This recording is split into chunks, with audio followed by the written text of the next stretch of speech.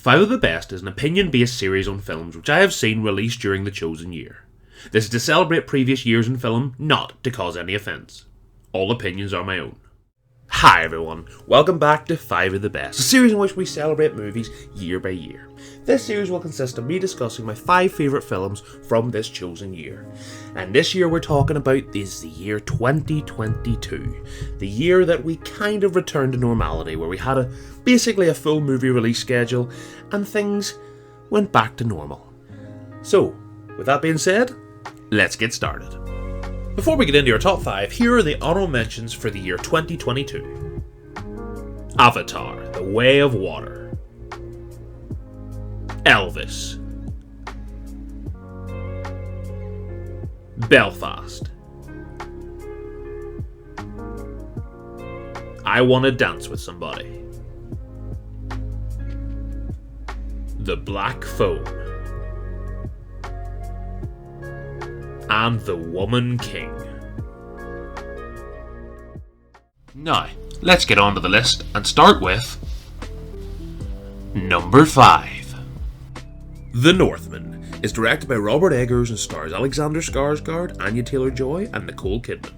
So to start this year, we have a movie that I didn't really think would be in here when it came to going to see The Northman, because prior to this, with Robert Eggers, a very divisive director, it could be said. Some people absolutely adore his films, some people think they are really not for them, and he seems to be very Marmite in that regard as a director. He isn't a universally loved filmmaker, but the people that do love his films, they are very devout to that, very devout to what he brings. He brings a very unique style to what he brings as a director, and what he can get out of actors and actresses in that regard.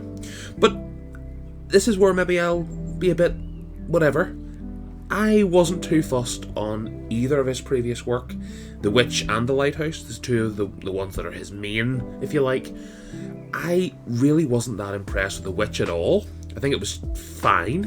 I didn't think it was the worst film of all time by any means, but I found a lot of it, I found myself checked out a lot during that movie.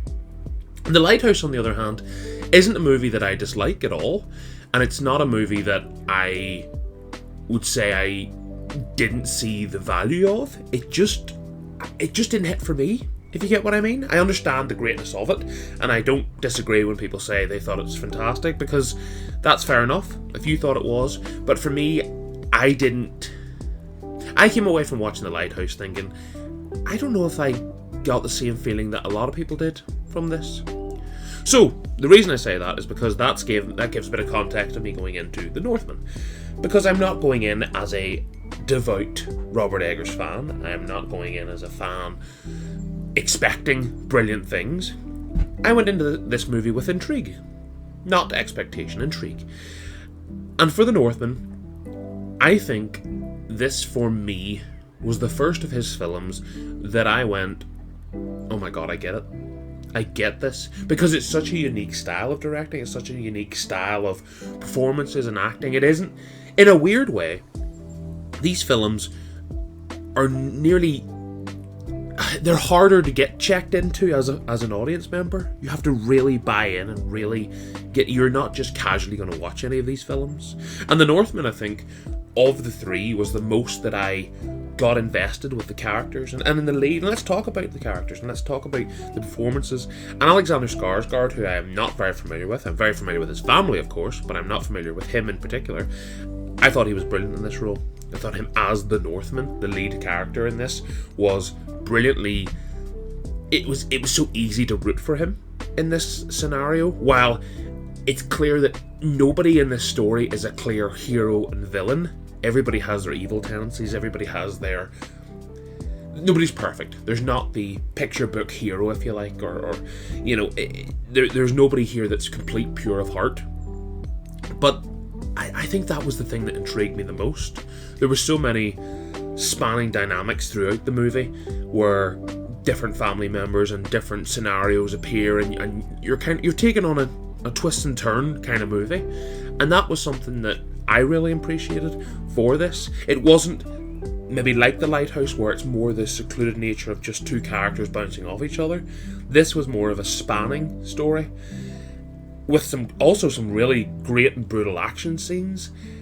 I thought The Northman was great. And now, to preface that, I should probably say that I would get if people still prefer The Lighthouse, because I think The Northman, I mean, I had friends I chatted to, and they said I didn't like that movie whatsoever. And in a way, I kind of get it, because that's how I was with The Witch, really. Again, I get the good parts, I understand the good parts, some of the performances are good, but The Witch just really didn't do it for me. The Lighthouse I was kind of more in the middle of, but The Northman was the first one that I went, okay, this is awesome. And I couldn't really think of a better word to describe it than that. I thought The Northman really, it was a real hard-hitting tale that it really got me kind of obsessed by the end of it, and I couldn't wait to see how this story came to its conclusion. And yes, it's a hard hitter. Yes, it's pretty gruesome and brutal, and you know, they don't pull punches in this movie.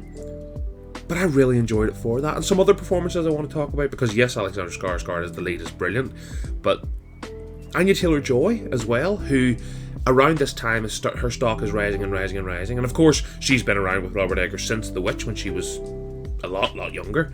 And Anya Taylor-Joy, I think, is really starting to get to this point where she is a real leading lady now.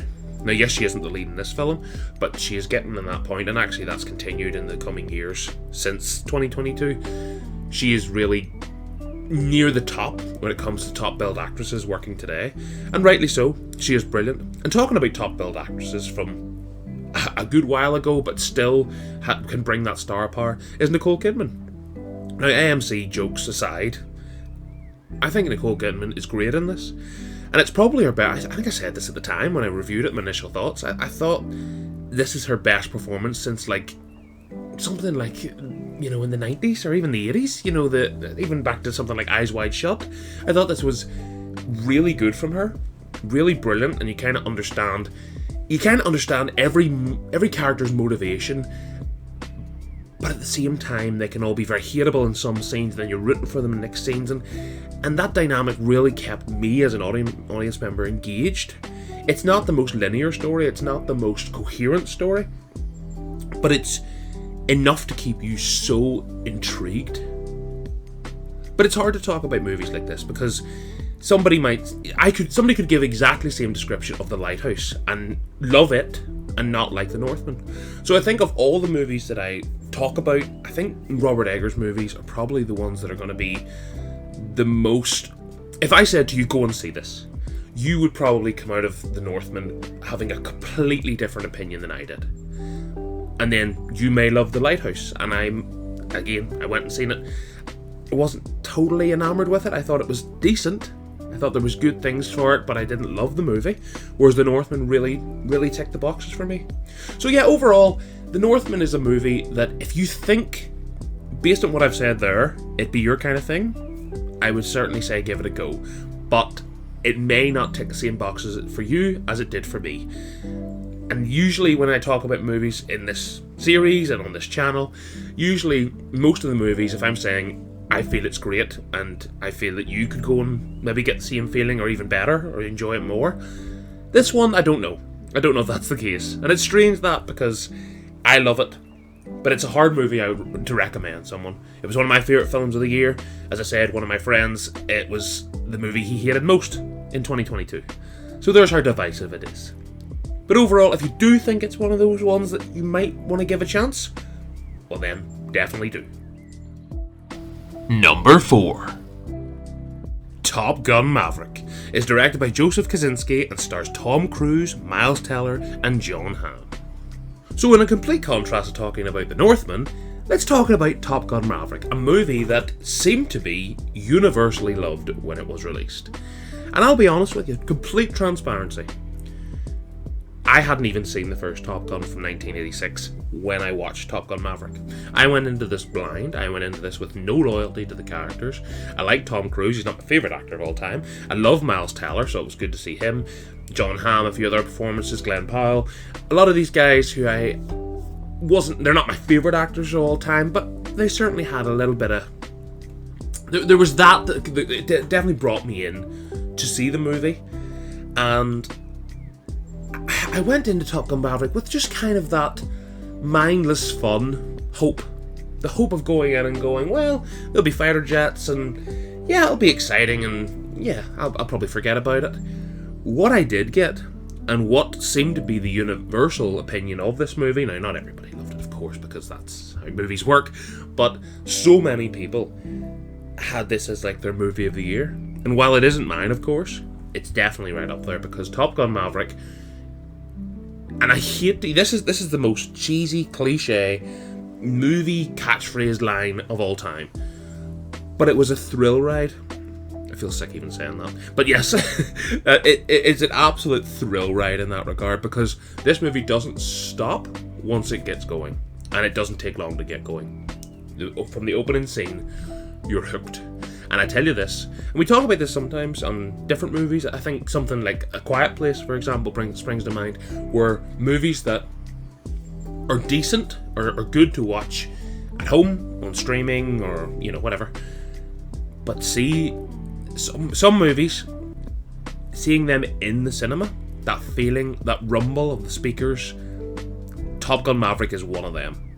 If you get seeing this in the cinema, and actually that was something that Tom Cruise completely, that was why it kept getting postponed, of course, with everything being, the cinemas being shut down for the previous 2 years, or more or less for the previous 2 years, and he said, no, I'm waiting until we get a full release of this movie. And damn was he right, because this is a cinema experience. Top Gun Maverick is great, and don't get me wrong, this isn't a story that is groundbreaking in that regard. It's not a movie that you're gonna go, oh my god, I was crying my eyes out or whatever, but it's just one of the most enjoyable experiences I've had in the cinema in regards to action and spectacle and noise and feeling you feel like you're in the cockpit with the fighters, the people in the jets, and that is so fun. It's such an enjoyable experience for that. And let's talk about some of the performances, because Tom Cruise as Maverick, what's that, 40, almost 40 years since the original, and to still be as active, and if not more active in this one, and have this clear, and we've seen this recently with Tom Cruise in something like Mission Impossible, the Mission Impossible series, and very similar, where they're clearly, Tom Cruise isn't making movies now just because he wants a paycheck, and don't get me wrong, I'm sure he gets paid very well for all these, so don't get that twisted, but it's clear that what he does now are passion projects for him. This, and then Mission Impossible Dead Reckoning the year after, both of them. And it's not like he's pumping out 100 movies a year or anything. It's just what he's doing now is choosing his projects well, and ones that he cares so much about. And of course they are also ones that he has such a big hand in, so that's a part of it. But him having that creative control, I would imagine, to a certain extent, that clearly translates to the audience, and it's clear that he cares so much about this. And not only him, but the rest of the cast. And let's talk about my man Miles Teller. Miles Teller in Whiplash, for example, which I talked about on this series a wee while back, is fantastic. It's one of my favourite lead performances in the last 10 to 20 years. And there seemed to be a little bit of a lull in his career after that. That might be down to something like Fan Four Stick, and that movie was so awful, I think that's probably warranted. But I was so glad to see him get back in here and get his flowers, because he is brilliant in this movie, and he's nearly as good as Tom Cruise is in it, and he may as well be the co-lead rather than a supporting actor in this. Other performances like John Hamm, and more of an introduction to someone like Glenn Powell, who's more of a household name now. It's a great and strong cast that just has you hooked. And I just couldn't get away from the fact that this is just so enjoyable and such a fun experience. It doesn't have to be the most groundbreaking dialogue or, cinematography, although some of that is fantastic in this too, with the jets going through these like canyons and doing the practice runs, and then the kind of final set piece in the last act is brilliant too. There's so much of this movie to enjoy, and tying it back to what I said at the start, I didn't go into this as a Top Gun fan. I hadn't even bothered to see the first one. And in truth, when I did go and watch the first one might have been good, it might have been a cult classic at the time, but this movie's better.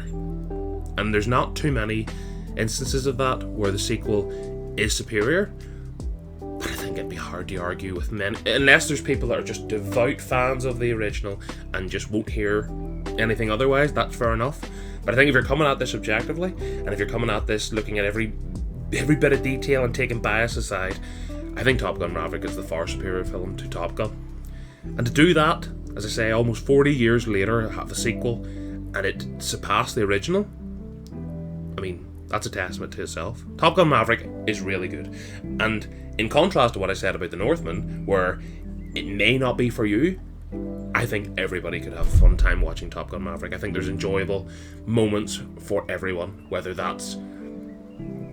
It's just, if you love action movies and you like... I say mindless, but it's not mindless. It's not mindless in the way of something like a Godzilla vs. Kong or a Fast and Furious. It's not that kind of mindless action. Because it isn't real. Mindless is probably the wrong word. But this is just a fun experience. And I think if you did get a chance to watch this, if you get the chance to watch this in the cinema, for sure, definitely take that opportunity. Definitely. Watching it at home as well, if you've got the home cinema system, you've got the speakers and everything set up, then fire away, because it's definitely worth your time. Number 3. Glass Onion, a Knives Out story, is directed by Rian Johnson and stars Daniel Craig, Edward Norton, and Janelle Monáe. So to continue our talk about sequels that have the potential to surpass the original, let's talk about Glass Onion, a movie that after seeing Knives Out and hearing that they were going to commission Rian Johnson through a partnership with Netflix to make a trilogy of these movies, I think minimum, I instantly, Glass Onion, or whatever it was going to be called, because I didn't know it was going to be called that at the time, I had it in my mind that this Knives Out sequel is one of my most anticipated films. Because Knives Out in 2019, as I talked about in that 5 of the Best that year, was one of my favourite films in one of my favourite film years of all time. So that really was a testament to how good that was.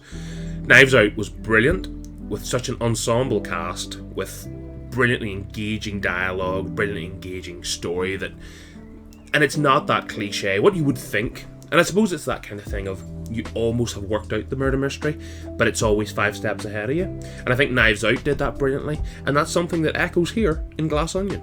And I remember saying in my initial thoughts, I came out of the cinema after seeing Glass Onion, because even though it did go almost straight to Netflix, it did get a very limited cinema release near me. So I got to see it, I think it was out for like a week or 2 weeks. So I was very glad to have got to see it in a cinema.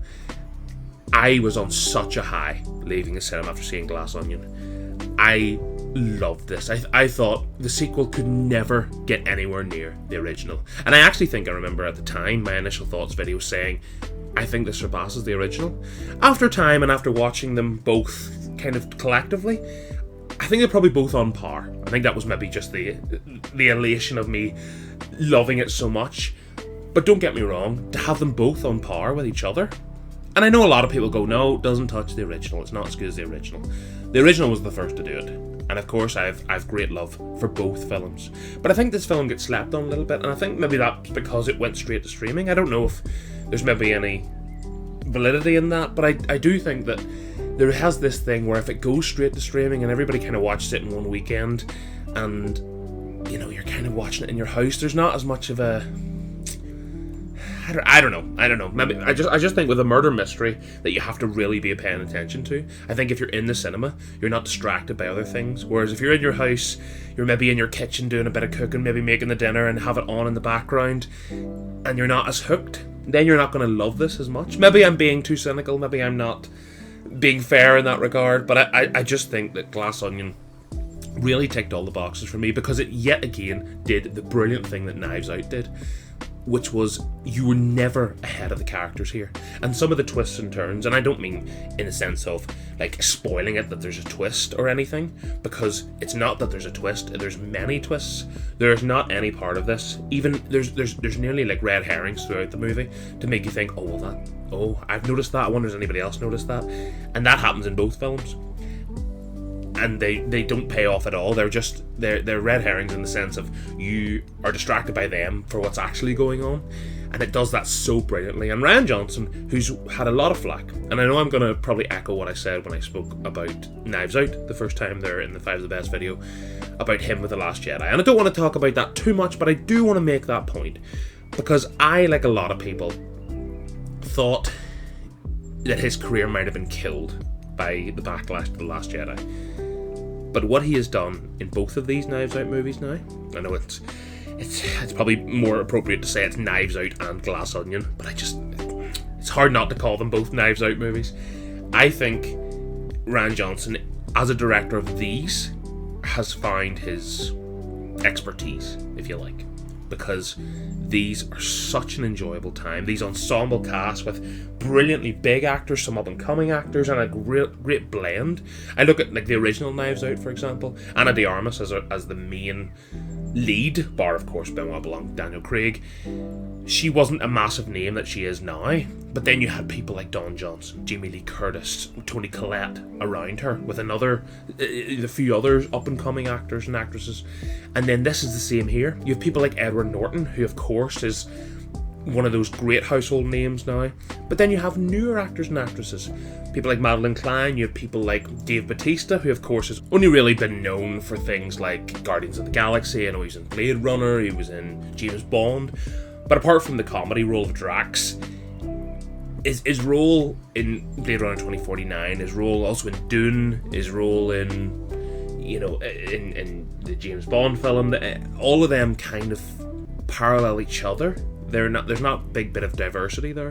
Whereas I did find that Bautista really got to do something a bit different here, and in that role he was probably one of the funnier parts of the movie in that sense. I just thought this film, and I did not think going into this, I thought there was no world, and I think I said this in my initial thoughts at the time, I just thought there was no world where this even comes close to the original Knives Out.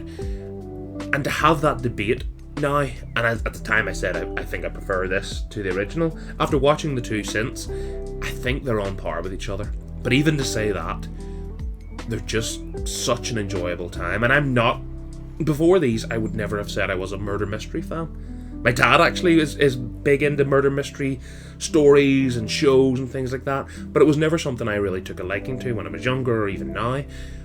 But until this, and these movies really have kind of made me a fan of the subgenre.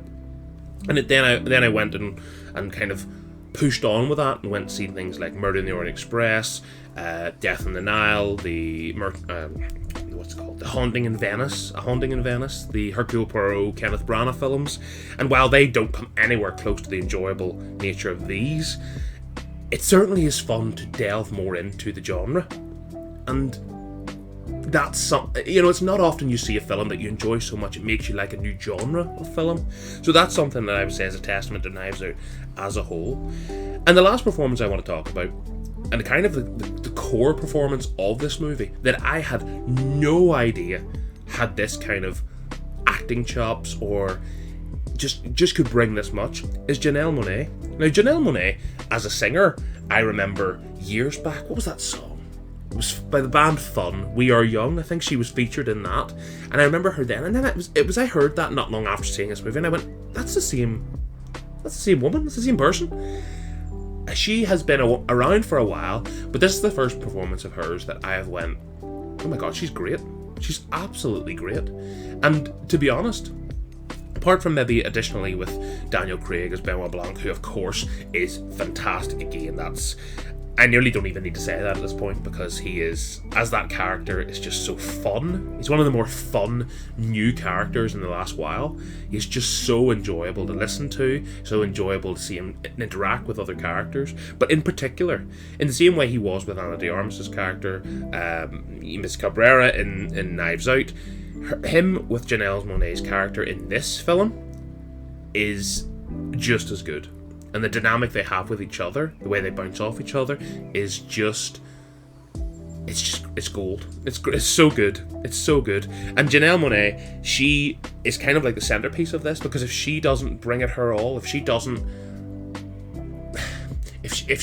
kind of phones in this performance, if she doesn't bring a 10 out of 10 performance for this, then this film does not work whatsoever.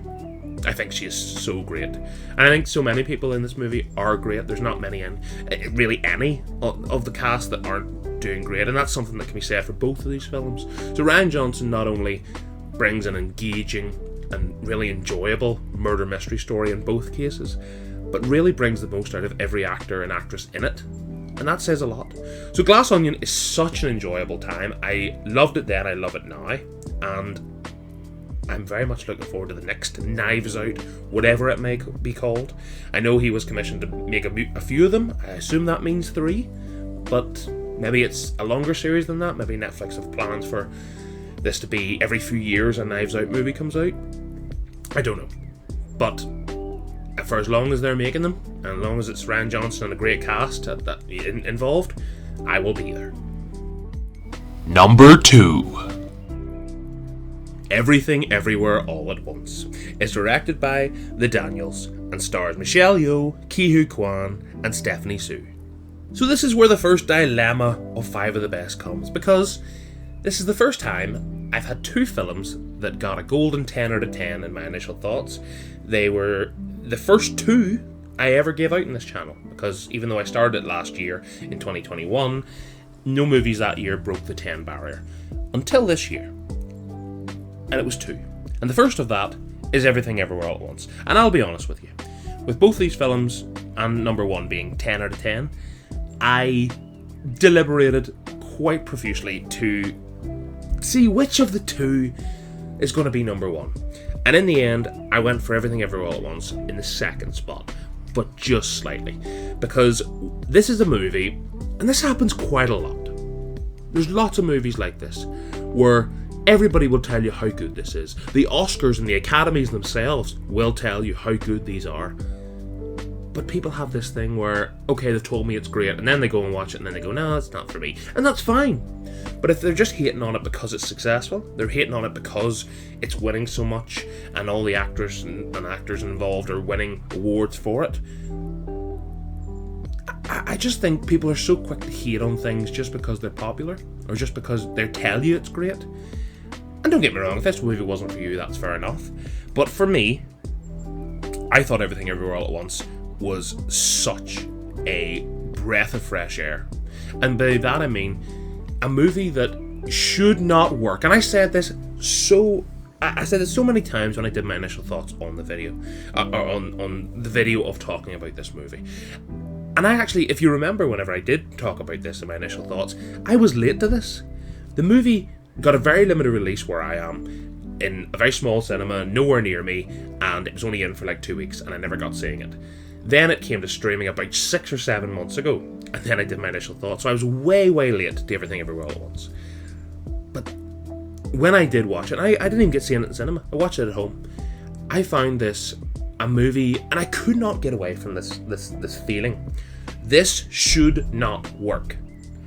This premise, this wacky nature, this silliness, should not be one of the most emotional, one of the most connective, and one of the most enjoyable films I have seen in recent memory. It shouldn't. This movie has people with hot dog fingers. This movie has a talking raccoon. This movie has rocks with googly eyes that you're supposed to care about. And with all that silliness, it is quite simply one of the most emotional family tales I have seen in a long time. How they have done that, the Daniels in the directing seat are... I mean, I wasn't aware of them before, but I am now. And some of these performances... I mean, this is where I just reel off the whole cast, because I may as well. But certainly the main... I've said 3 there in the introduction, but let's talk about 4. Michelle Yeoh, I mean, come on. She deserved her Oscar for it. She is just... I talked there about Janelle Monáe in Glass Onion, where if she doesn't do everything right, the movie doesn't work. Michelle Yeoh in particular, if she doesn't bring her all to this, then I'm sorry, this movie does not work whatsoever. She is absolutely fantastic. It's one of my favourite lead female performances in the last wee while. Another one that was quite an emotional tale in itself just him returning to mainstream cinema. Ke Huy Quan, who went on to win an Oscar with one of the more beautiful Oscar acceptance speeches. That was just a beautiful moment for him, all the way back to things like The Goonies and Indiana Jones, to skip all this way ahead and to have this win, have this beautiful moment. And it's not like it was a sympathy award. He didn't get the Oscars because he's back, he deserves that, let's get him. He deserves it because of his performance. He is absolutely brilliant as Michelle Yeoh's husband in this movie. I'm just gonna keep going. Let's just talk about Stephanie Sue as their daughter in this. I hadn't a clue about her before this, never even heard of this lady. She is fantastic. She brings so much emotion. Her dynamic is understandable with her parents, but also there's not a point where you're not rooting for every character in this. You care so much. And I always say that, like, you have to make, as a director and as a screenwriter and as anybody involved in making a movie, you have to make people care about the characters, first and foremost. Yes, you have the movies that are mindless action, and yes, you can kind of pass maybe subpar, but a movie like this, a movie that is of course going for the emotional connectivity to its audience, then you have to make us care about the characters, and this is a masterstroke in making you care about characters. And the last one I want to talk about is Jamie Lee Curtis. Now, Jamie Lee Curtis, as one of the great final girls, Laurie Strode, all those years ago in Halloween, she is just one of the most... That was one I just think it was so beautiful to see her get her flowers after all this time. She's been around for so long, even things like True Lies in the 90s. You know, she is such a household name, Jamie Lee Curtis. She's such a loved name. And to see her win the Oscar for this and for her performance in this, because, and I keep going back to that, the silliness in this movie is so fun. And, you know, to have such a varied feeling coming out of this. I don't think there's many movies that you could have such a varied emotional response. There's bits that has you angry at what's going on screen. There's bits that has you nearly in tears at what's going on screen. You're emotional throughout in so many varied ways. You care about the characters. You understand everyone's motivations. And that's all being said in a movie that has a talking raccoon, and it has a scene where there's no sound, there's no dialogue, there's no music, and it's just two rocks with googly eyes on the edge of a cliff. And that scene alone, like, it's crazy that this movie works as well as it does. I don't know that there's a movie that I can think of, actually, that is so wonderfully fun and having such a fun time being silly, but he's also such a brilliant movie. And again, the silliness might put people off. It might do. And maybe that's the thing where people go, oh, well, that's a bit not for me. Fine. But for me, Everything Everywhere All at Once did everything I wanted. It really did. And when people said about how good it was, I kind of went, and maybe I'm, being hypocritical there, because I kind of went, I'm sure it's an interesting movie, but the premise seems a bit weird and a bit silly. I don't know if I'll care that much. And I said this at the time, actually, and it's weird to contrast this with a movie that is not very good, certainly by contrast. But at the time, we had Marvel going into its multiverse era, if you like. And the first one was, and the clues of the name, Doctor Strange and the Multiverse of Madness. Came out the same year. Came out in 2022. And you'll notice it wasn't in Honourable Mentions. And you'll also notice, or a wee bit of a spoiler, it's not the film that's number one. And the reason is because the multiverse in it always feels so linear. This is a movie that the multiverse isn't even its core point, if you know what I mean. Everything Everywhere All at Once isn't totally about the multiverse. It's about a core family story, learning to love each other with the changing environment around them. And usually that could be applied to so many movies. But the changing environment around them just happens to be the multiverse. And that is so brilliant. It's so brilliant. Everything Everywhere All at Once is just a beautiful film. It's amazing what they were able to do with such a fun and such an out there premise. Everything All at Once is so brilliant. I love the movie. It was the second ever 10 out of 10 I gave, and it absolutely is a 10 out of 10 still. I would recommend... I think everybody should give this a go at some point in their life, because it's just great. And yes, people will go, oh, well, everybody it won loads of Oscars, and I didn't really like it, I didn't think it was worth that. Fine, that's fair enough. But for me, talking about movies that I adored, this was absolutely one of them. And at this time, I was still very hesitant to give out 10 out of 10s. I really was. I always had that in my head. If I just start this channel and give 10 out of 10s here willy-nilly, then what's the point? They have to be worth it. But oh my god, is Everything Everywhere at Once absolutely worth it? It's 10 out of 10. On most other years, it would be pushing for that top spot. On this year, it's definitely pushing for that top spot. And as I said, I was so close between the other one. But the other movie that just edged it on the slightest point. But don't ever make you think that I didn't love Everything Everywhere at Once so much.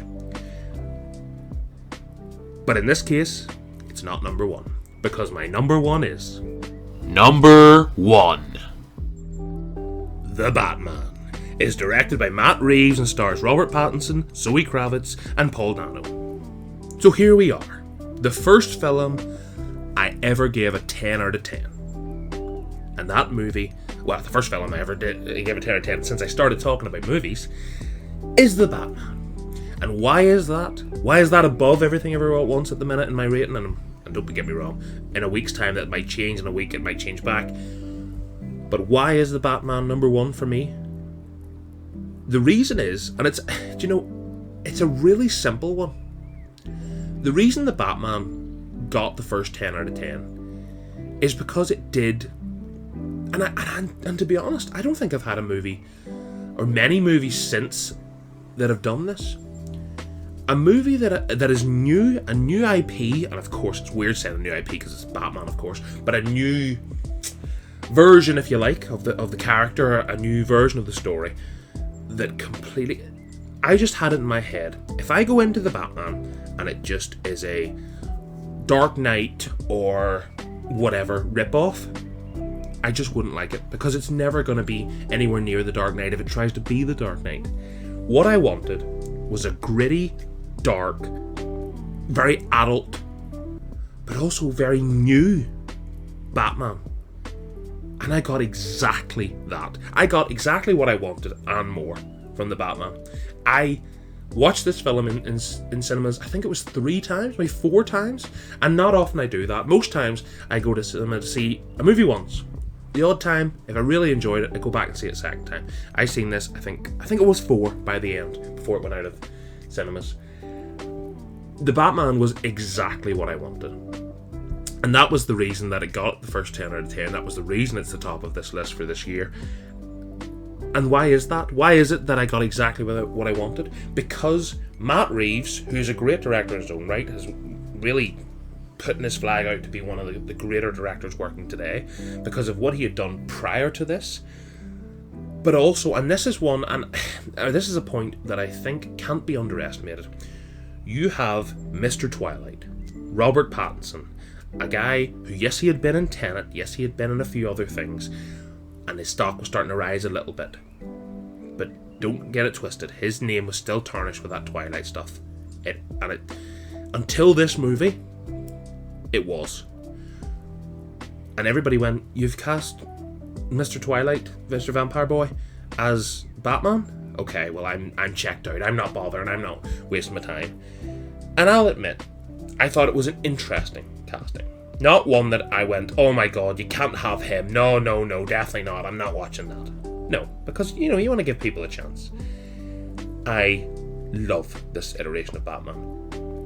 And don't get me wrong, and you've heard me talk about the Nolan trilogy on this series. All 3 of the movies have appeared on 5 of the best, so it's not like I don't love the Nolan trilogy, and I still do. I still think, especially The Dark Knight, is an absolute 10 out of 10 as well.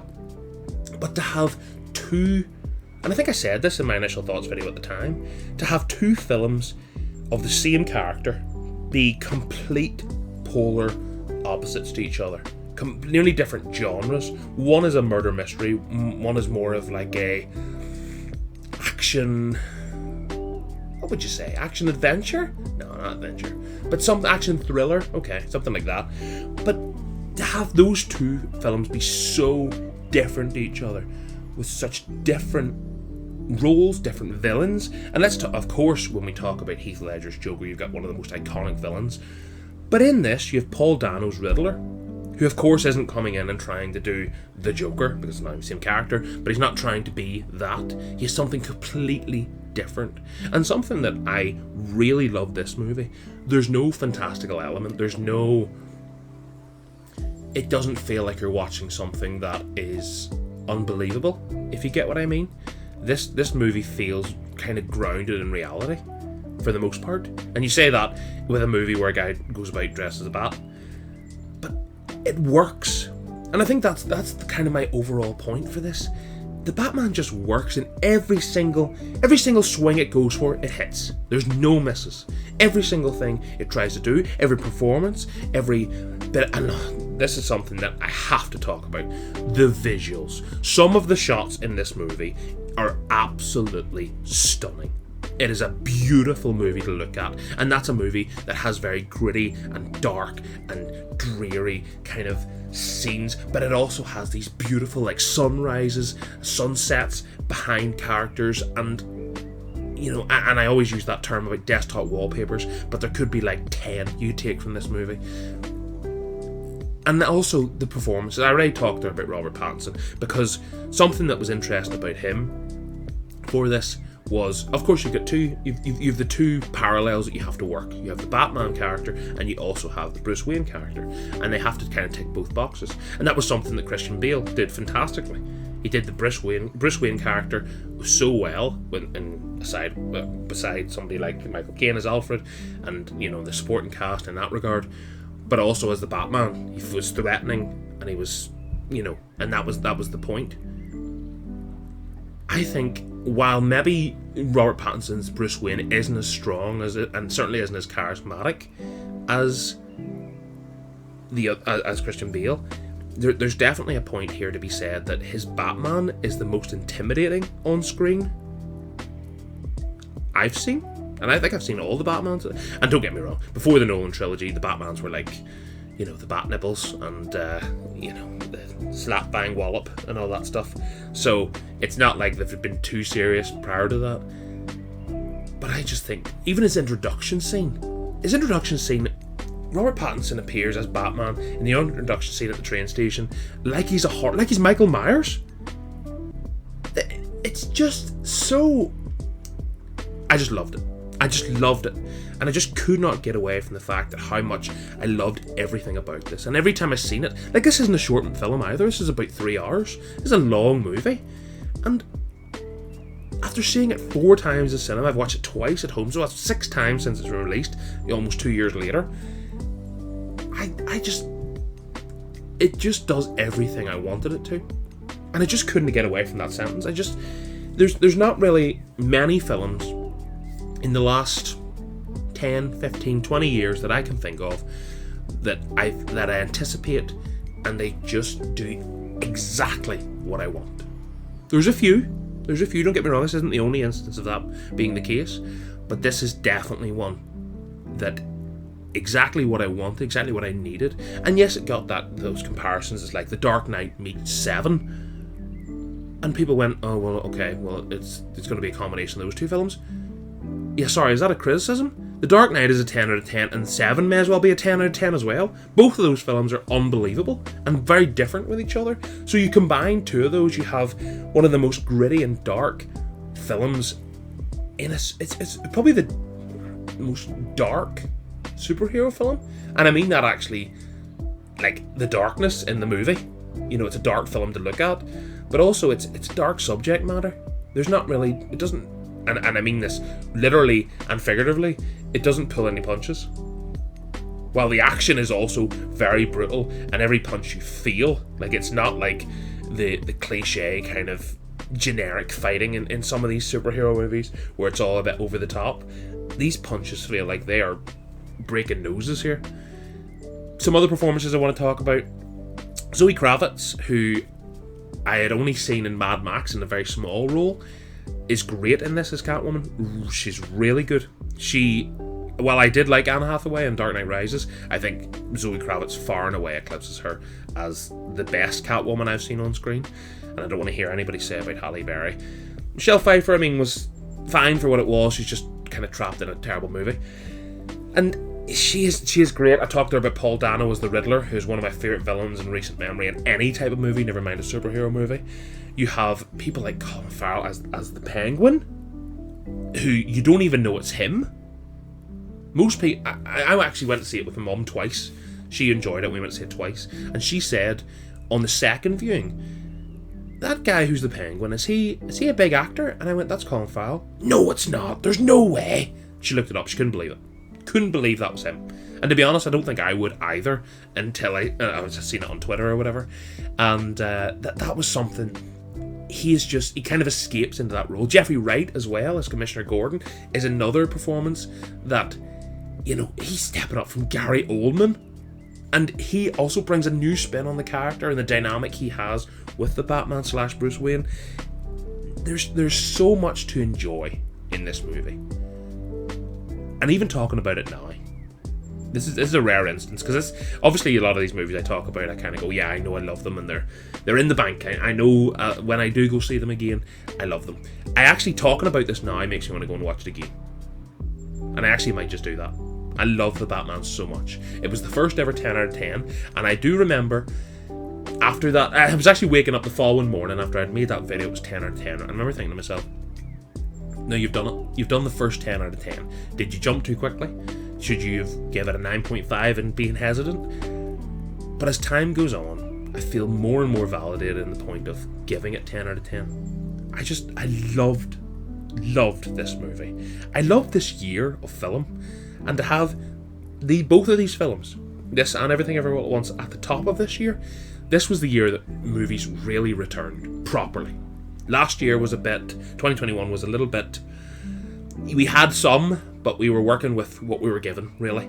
This felt like a year that was fully fleshed out, and we had so much to work with, and some really, really great films. And to have the Batman at the top of that, I mean, that's a testament to itself.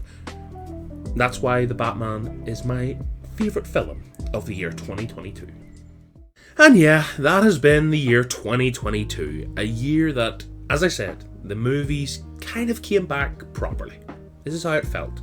Because it was kind of a little bit on-off in 2021. 2020, of course, was very, very minimal. And then 2019 was one of the strongest movie years of all time. So, for me anyway. And there was that gap. There was the 2019 was so good. And then 2020 and 2021 was quite limited, especially 2020. And this is the first year I went, okay, movies are back. Movies are back. There's so many ones. And don't get me wrong, there were some stingers this year, because there's stingers every year. But there's some movies this year that I really loved.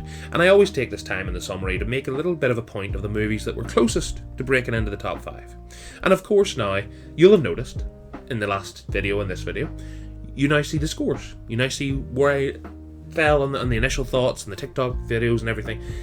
That's something that I just got into the pattern of doing and giving the scores, and then I realised if I put that in these videos, it'll be clear of where I stand and where. So, if you noticed, shock horror, the 9s were there, the 9.5 was third, and then the 2 10s were the top 2. So, they do go in more or less in order. Now, will I stick with that fully? Will my opinions slightly change from initial thoughts? I don't know. Let's find out if that does happen down the line.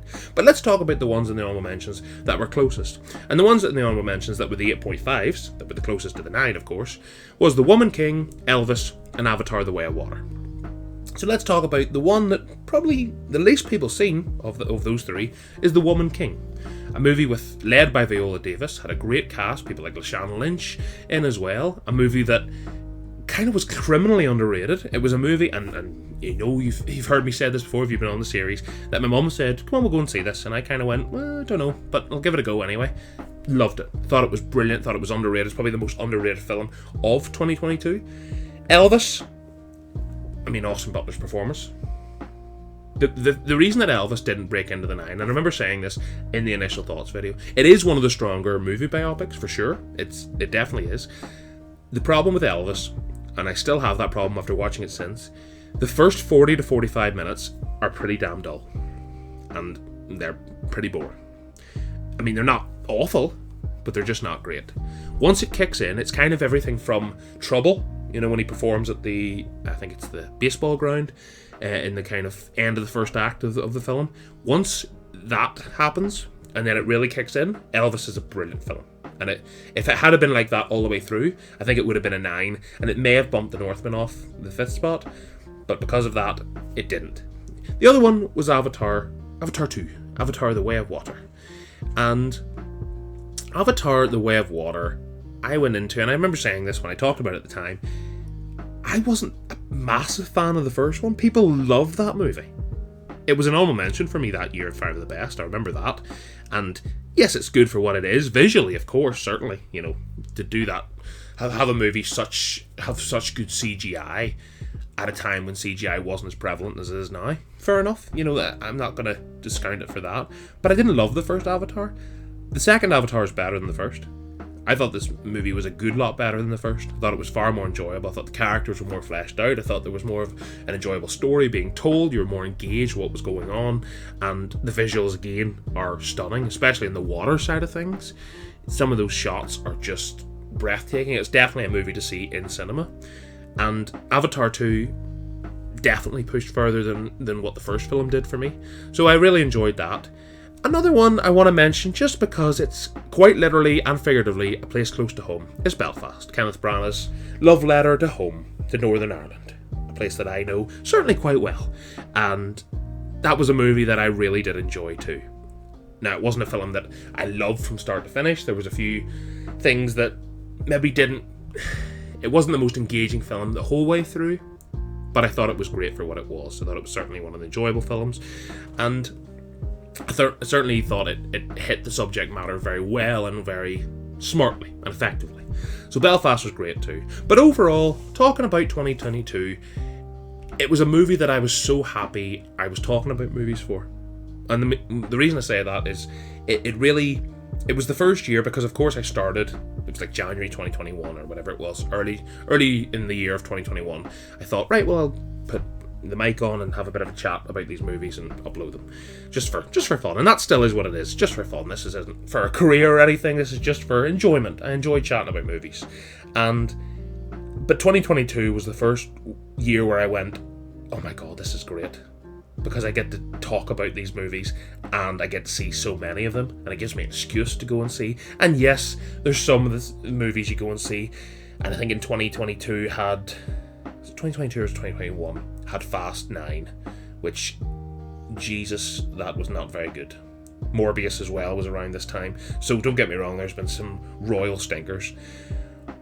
But overall, 2022 was a movie year that gave me such happiness. It gave me such hope and optimism for what was coming in the years to come. And to be honest with you, 2023 almost built on it again. It was another brilliant year. And movies in the last wee while, there was all that panic whenever everything was shut down that, well, the cinemas will probably close and everything will just move to streaming, and that'll be it for the film, industry in that regard. I'm so glad. And even now, I went to the cinema not that long ago, and I can't remember what I was seeing, but I went in. It was a small screening. It was like 6 o'clock on a Thursday. It wasn't a big, it was like a small screen that had maybe 30 to 40 seats. It wasn't a massive screen at all. And when I booked it earlier in the day. There was like me and maybe another couple near the front, and that was it. By the time I walked into that cinema that night, there was 2 spaces left in the whole cinema. So everybody had took that notion just to go down. And I love that. And it's not just the big blockbusters that are getting people out to the cinema now. It's all movies. The cinema, I think everybody, maybe on varied degrees, and hopefully maybe you would understand this, is similar to myself, where you get this opportunity, just a little bit of escapism for an hour, 2 hours, 3 hours, whatever the length the movie is. So many cinemas now have these passes where you can pay a monthly fee and you get a ticket to every screening. And I have that, of course, and it's such an opportunity. I use it all the time. If I had to pay If I paid a ticket for every time I went to the cinema, I would have no money because I am there all the time. And having that pass, if your local cinema does that and you're debating getting it and it's not too dear, I would definitely encourage you to do that, because going to the cinema and having this enjoyable time, this enjoyable escapism, and again, not every movie's a 10 out of 10. Of course it's not. Not every movie's even an 8 out of 10. There is some stinkers. But just being a movie fan at the moment is such a rewarding experience. It really is. And there's some great movies every year now. Really great movies. And actually, doing this series has been a real indicator of that. Because when I look back in some of my earlier 5 of the best, obviously I started in the year 2000 and now we're, almost over 20 years later of talking about movies. When I look back at those early years, very little honourable mentions, very little films that pushed into the top 5 or would have pushed into the top 5. And don't get me wrong, the top 5s back then, they were very legit and some of my favourite films ever in the early 2000s. But they weren't strong movie years. And I think I've said that a few times. Even film years like this, where we've only had a few honourable mentions, where things have started to really kick on again after its closure, it's just such a positive thing to see. It's so positive, and I just don't think I've loved being a movie fan more than I do now, currently, and long may that continue, and hopefully you feel the same. So yeah, before I ramble anymore, I don't want to waste any more of your time. I really, really appreciate you taking the time out of your day to listen to this video. If you did enjoy this, if you want to stick around, subscribe to the channel, turn the bell on, be notified whenever I upload, leave a like, let me know you enjoyed this one. And I mean, I'm on loads of things. I'm on TikTok, Letterboxd, all the movie stuff. Just whatever. If you want to follow me, I would love you for it. I have one more. We have this, and then we have 2023, and then lo and behold, we are up to date with 5 of the best. After a long, long time, we're finally going to be up to date with this series, and then it will become a yearly thing where in January I will talk about the previous year's 5 films I love the most with the honourable mentions, and I can't wait for that to be the case. So yeah, thank you so much for taking time out of your day to listen to me. If you want to stick around, I appreciate you so much, and if you do, I will hopefully see you in the next one. Bye guys. Thanks for taking the time to watch this video. Before you go, here are some of my other videos. For updates and information on upcoming videos, the best place to find us is my Twitter. Much love everyone.